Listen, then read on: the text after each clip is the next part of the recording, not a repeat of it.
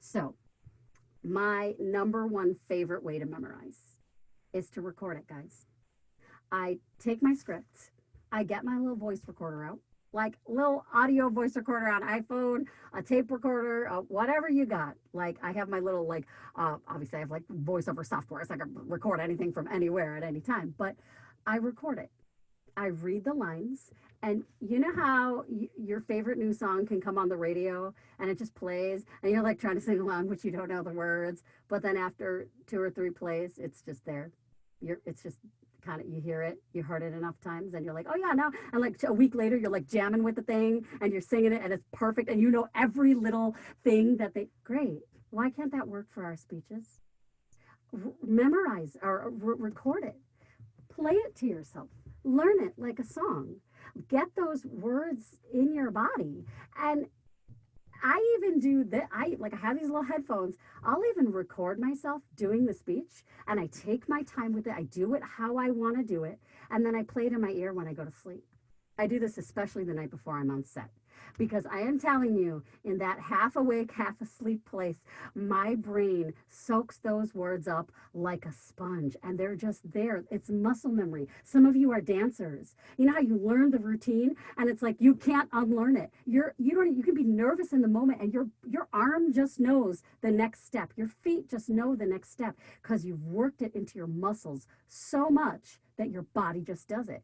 We can do the exact same thing with our memorization. They can get into our brain and into our muscle memory so well that when we speak them, they're coming easily and fluidly out. The second most important thing that I do, and they're on par with each other, I think.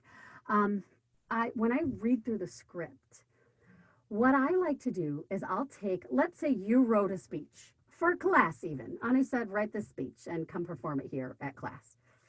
I will go through my speech, and or let's say she gives you a script, like I want you to perform this speech, memorize it and perform it to us. I will go through it and I will say it in my own words. Or even if I wrote it, I will say it for the thoughts of things. So let's say I keep using "'twas the night before Christmas." I'm not sure why, but "'twas the night before Christmas, and all through the house not a creature was stirring, not even a mouse." Those are just words, right? But if I think about it, what am I trying to say? Okay, so I'll go line by line. So it was Christmas Eve. It was the night before Christmas morning. And everybody in the house was silent and quiet. Oh my God, you couldn't even hear a pin drop. You couldn't even hear a mouse squeak in the background, right? I'm literally saying, "'Twas the night before Christmas, and all through the house not a creature was stirring, not even a mouse." I'm saying that in my own words.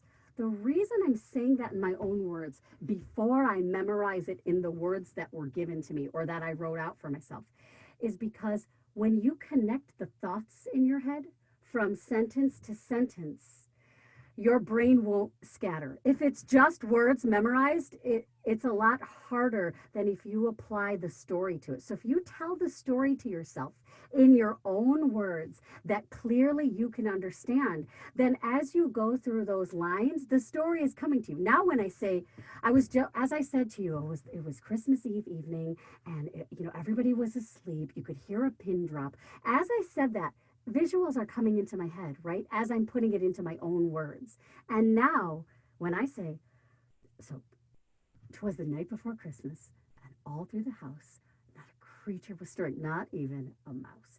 I'm literally picturing the same visuals.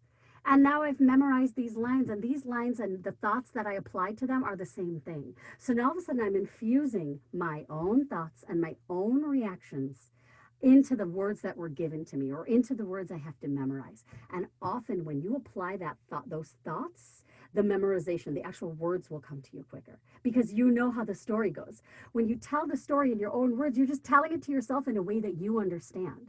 But the words that you're going to say, that you're going to memorize are the same story. They're just in different words. So if you give yourself your own thoughts to think about it, the story becomes more cohesive. Now, in the same way I said to you, oh my gosh, you guys, it was the night before Christmas. I can, and everybody was asleep, and it was so quiet. I can say the exact same words and go, so it was the night before Christmas, and all through the house, not a creature was stirring, not even a mouse. Like, there's so much more communication in that story. There's so much more heart. There's so much more of me in that story, my version of that story.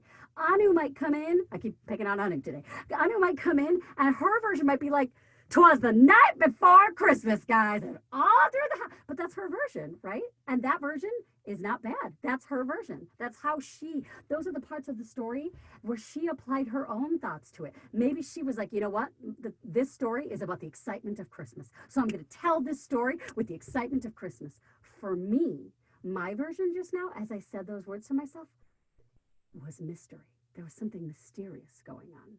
That's what my story is about. So when I say the same words, they're going to be filtered through mystery. It was the night before Christmas and all through the house. And that's how you bring your own heart and your own version and your own connection to these stories. And I guarantee you, the minute you apply your own thoughts and visualizations, your own version of the story to the words, your memorization will come quicker. Then you do stuff like you record it and you just run those words to get them into your brain and your muscles. And you combine the two and you're gold. Because when you get on stage, confidence is going to come from you being the master of your story. You know exactly the story you've come to tell. I have prepped my mind and my spirit. I have prepped my body. I have prepped my voice. I have done all my preparation. I am hydrated. I am fed. I am feeling good. I am confident. And you know what? I know this story better than anyone else here. And I'm going to tell my version of the story. And then Dana Jaw is going to get up and she's going to tell the same speech, but she's going to get up and she's going to say to herself, you know what? I know this story better than anybody. Let me tell you what the story is really about. It's not about mystery. It's about Christmas excitement. Here we go, guys. And she's going to tell her version of the story. The more confident you are in your story and in the heart that you're bringing to it, the more confident it will come out of you. The words will flow when you do these memorization techniques. And it will be you will feel so much more